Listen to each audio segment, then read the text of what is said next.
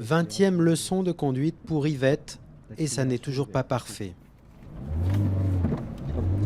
Lâche les pédales, lâche le virage. Pour cette mère de famille de 44 ans qui n'a jamais pris que les transports en commun, les progrès sont encore un peu laborieux. Mais pour elle, l'enjeu va au-delà du permis. Auxiliaire de vie, Yvette gagne 850 € par mois. Elle aimerait pouvoir gagner davantage en travaillant la nuit, par exemple.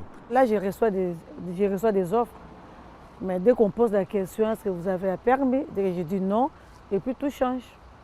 Et par là, j'ai compris qu'il me faut vraiment une voiture pour ce métier. Avant de passer à la conduite, Yvette a révisé son code ici, dans cette même auto-école à vocation sociale. Avantage pour ces candidats, bénéficiaires du RSA, la plupart ne paient que 250 € au lieu des 1000 à 2000 € habituellement facturés.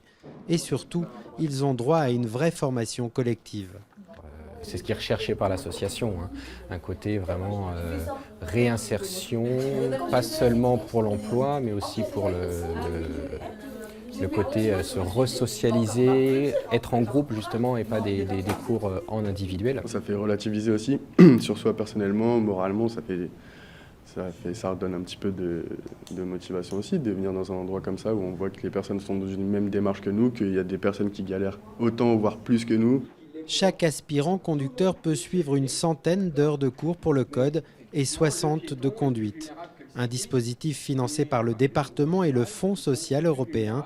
Mais attention, pas question d'en faire un simple permis pas cher. Il faut qu'à un moment, le permis s'inscrit dans le projet professionnel de la personne pour qu'elle soit acceptée sur le dispositif.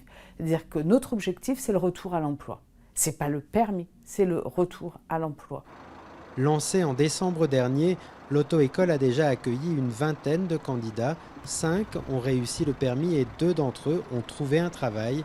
Le conseil départemental des Yvelines annonce l'ouverture à la rentrée d'une école similaire à Mantes-la-Jolie.